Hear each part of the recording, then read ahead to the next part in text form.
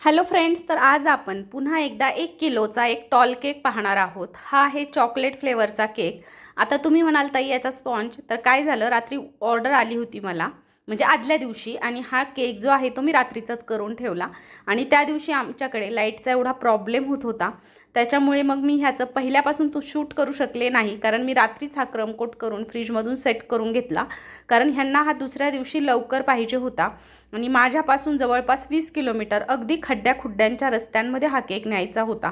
पण मी कसा केला हे मात्र तुम्हाला डिटेल सांगणार आहे, कारण तुमचा खूप ट्रस्ट आहे माझ्यावर। एका ताईची कमेंट आहे, तर त्या म्हणतायत की काहीही प्रॉब्लेम असला की धनश्री केक्स चॅनल सर्च करा, आपल्याला उत्तर मिळून जाईल। तर थँक्यू सो मच ताई, तुम्ही खूप ट्रस्ट माझ्यावर ठेवताय आणि तुमच्यासाठीच मी असेच नवनवीन केक त्याच्यासाठी घेऊन येत असते।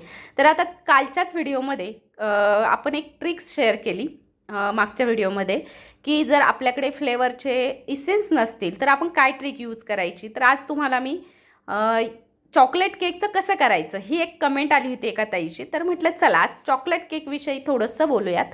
म्हणून मग हा छोटासा व्हिडिओ मी अगदी घाईत तुमच्यासोबत शेअर करते, कारण माझं बिझी लाईफ आहे, तुम्हाला तर माहिती आहे। केक तर आहेतच बनवायचे आणि छान छान केक तुमच्यासोबत मी शेअर करत असते, म्हटल्यावर ते मला शूटही करावे लागतात। तर म्हटलं चला आज वेळ तर नव्हता, थोडंसं बाहेर जाणं झालं होतं, पण तरीही तुमच्यासोबत हा छोटूसा एक व्हिडिओ शेअर करावा।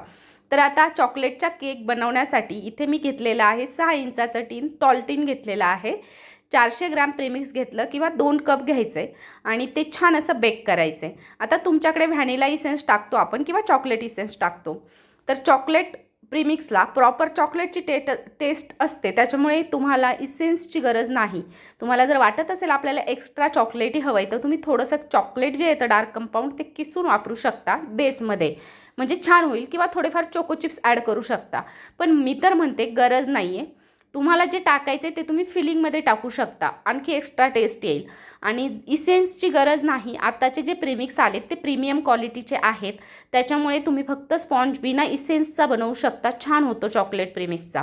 त्यानंतर फिलिंगमध्ये तुम्ही काय करायचे, शुगर सिरप जर का बनवलं त्यामध्ये तुम्ही थोडंसं चॉकलेट सिरप ॲड करायचं आहे। आणि माझं ऐका, चॉकलेट केकला थोडीशी कॉफी नक्की ॲड करा चॉकलेट सिरपला, सॉरी चॉकलेट जे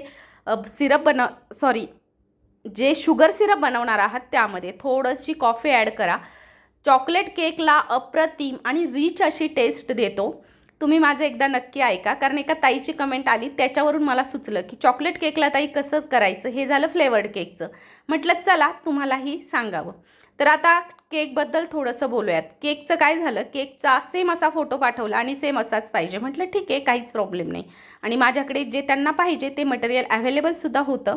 आणि कस्टमर केक घ्यायला आल्यावर काय म्हटलं सांगते, हे जे लीफ आहे ते मी त्यांना त्याच्यावर काढून घेतलं आणि वरतून चिटकून दिलं, कारण पॅक करणं अवघड होत होतं, तसा हा केकमध्ये बसत नव्हता। केक बॉक्समध्ये मी ते काढलं आणि चिटकून दिलं, तर कस्टमर म्हणतंय की ताई हे आम्हाला वाटलं खायचंच आहे। म्हटलं नाही, हे काहीच नॉन इडिबल आहे, सगळं इडिबल काहीच नाही आहे, सगळं काढून टाका आणि मग केक कट करा, ओके।